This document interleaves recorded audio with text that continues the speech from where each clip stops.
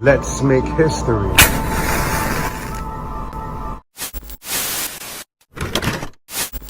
From Dallas, Texas, the flash, apparently official, President Kennedy died at 1 p.m. Central Standard Time, 2 o'clock Eastern Standard Time, some 38 minutes ago.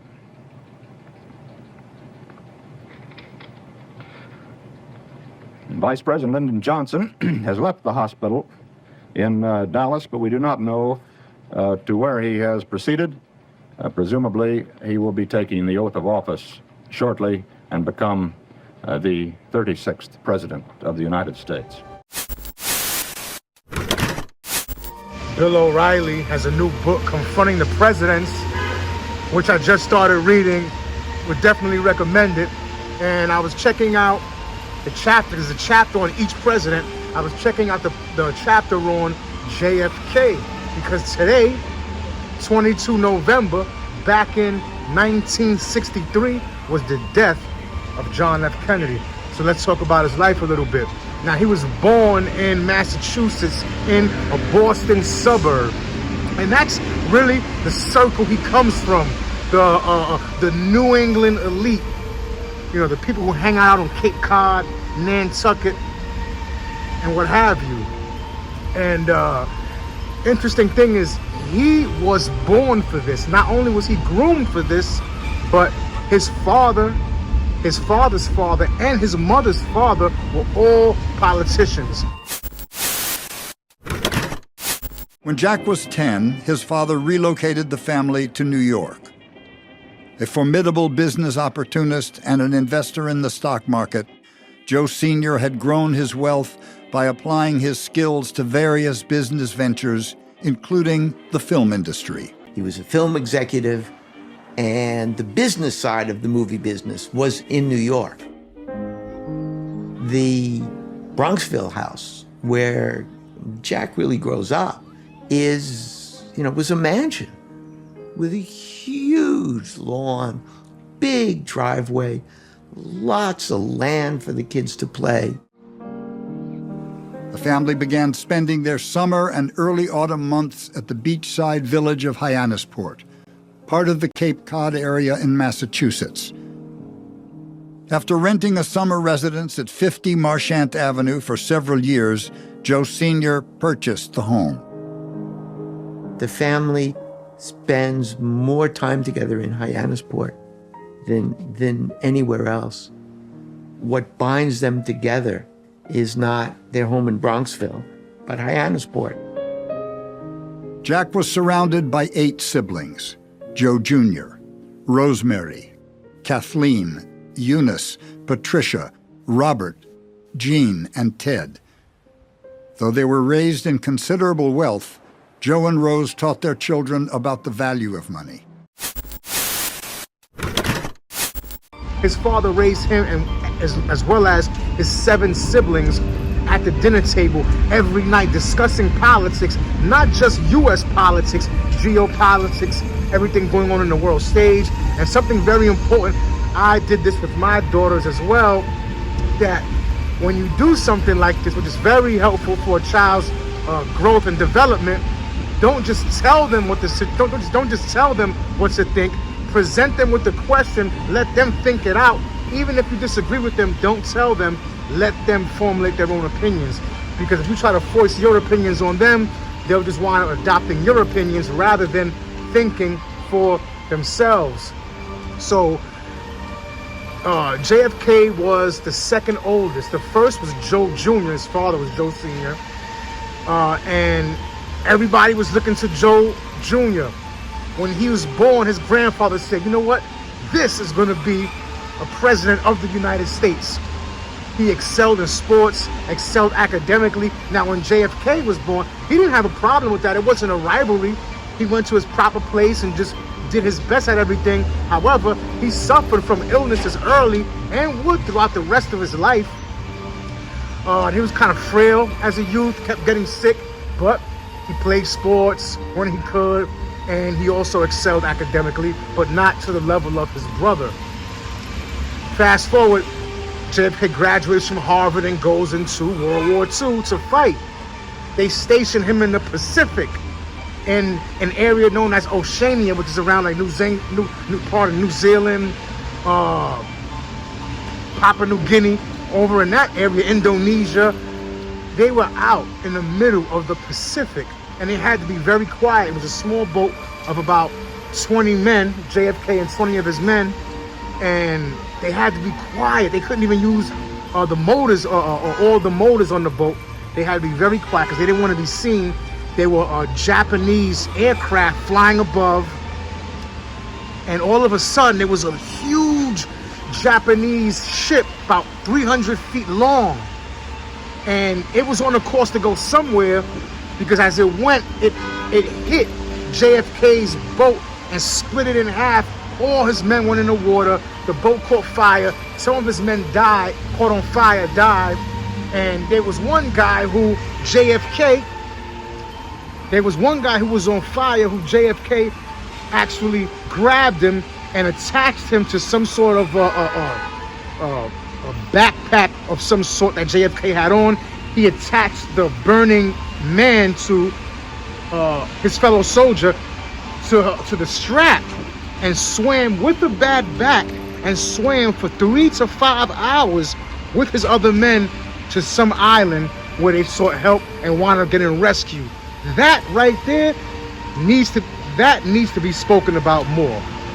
Me, to be honest, I don't like to be out at sea. I don't like to be in huge bodies of water. I went on a cruise once, but it was only because the cruise stood close to the shore. I don't like it because I feel out of control. The ocean, the massive and vastness of the ocean is just overwhelming, and it can be very intimidating. And to think that he was there in the middle of the night, no lights, shark-infested waters, bad back, with his fellow soldier, bringing him to safety, that's truly awesome. People throw the word awesome around all the time. That is truly awesome. So he became a war hero. And sadly, Joe Jr. died in World War II. So when JFK came home, his father said, you know what? You're going to run for Congress, and funded his entire campaign. He won in the district that was Cambridge, Boston, that area.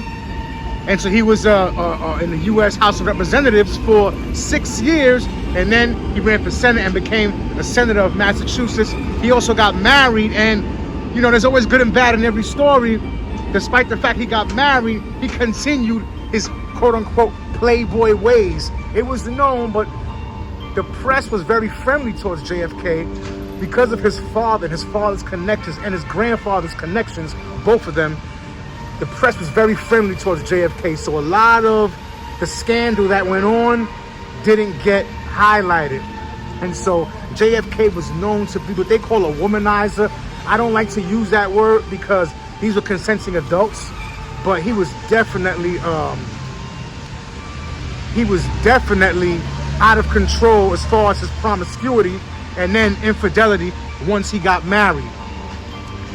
So he became a senator, and then he ran for president, ran against Nixon, and the race was very tight. The race was very tight in 1960. Some even say there was voter fraud. Look at that. It's nothing new. There was voter fraud on account of his father, on account of JFK's father, because he was so well connected. It was said that in Chicago and other places that he might have put his thumb on a scale. Regardless of what, it was a tight race though. Nixon almost won, but JFK won the Electoral College and barely won the popular vote by about 100,000 votes. As soon as he comes into office, he's already faced with the Bay of Pigs situation. And he suffered a huge embarrassment as soon as he got in office, because the CIA, who was being run by President Eisenhower, speaking of Nixon, President Eisenhower was running the CIA, and they had a plan to they do this quite a bit, and this is like a basic strategy at this point. When they want to overthrow a regime, what they do is they look for the people who that regime exiled, and they coalesce them into a unit, fund them, give them weapons, train them, and help them to overthrow indirectly overthrow the regime. So they attempted to do this with about 1,500 Cuban exiles, but keep in mind, Castro had about 25,000 soldiers. It was a huge failure, but he was, he's growing his legs, and he wound up actually backing Khrushchev down, the Russian president, because after that point, I guess they looked at JFK as weak and inexperienced, because he was young, the youngest president ever. Khrushchev is an older gentleman, so they tried to move missiles into Cuba, like 90 miles from the U.S. Oh, that's not happening. So he backed him down. So even though he had that first embarrassment, he did well as time went on. In addition to that, he was faced with racial tensions in the South escalating at a feverish rate. That was a huge thing, and he had to appease both sides, black Americans as well as whites in the South, because he was looking to be reelected. They start planning that much earlier than the last year of the presidency, and so he had that situation, and it was the economy wasn't doing well. Then you had Vietnam. It was even said that JFK orchestrated the assassination of the South Vietnam president because they were trying to work with him to fight against the North in the war. But this guy was a dictator. He was brutal. He was persecuting anybody who disagreed with him, and they wanted him out. And so it was said that the CIA paid $42,000 to, again, people who were exiled and who were persecuted under this guy. They paid them to execute him. So interesting turn of events. But in 1963, JFK was in Dallas and was murdered supposedly by a lone hitman. And it's like, this doesn't make any sense. It seems almost like what JFK did to the South Vietnamese president probably happened to him somehow. And this is the excuse they always give when they oust a leader or some high-profile person. They always get some fall guy, some nobody that can be the scapegoat that they can blame it on, when it was really orchestrated from higher up. Kennedy said, "There is no doubt it is a difficult and dangerous adventure, and that sacrifice and self-discipline will be needed ahead. But the greatest danger is that we sit back and do nothing. The cost of freedom is always high, but we have always paid it."